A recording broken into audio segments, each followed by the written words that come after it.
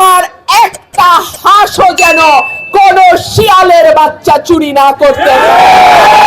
নির্বাচন নিরপেক্ষ হবে বলে আমরা বিশ্বাস করি। পুলিশ প্রশাসন সবাইকে স্পষ্ট বার্তা দেয়া আছে, যেখানেই যাই হোক না কেন ব্রাহ্মণবাড়িয়া 2টা যেন কোন রকম কোন কারচুপি না হয়।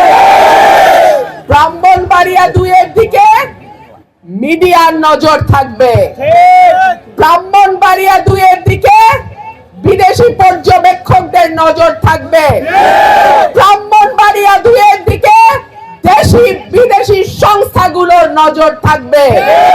সুতরাং কেউ যদি মনে করে একটা ব্যালট পেপারও তারা জাল করবে, তারা পরিষ্কার জেনে রাখো তাদেরকে সমুচিত জবাব দেবে আমার ভোটাররা।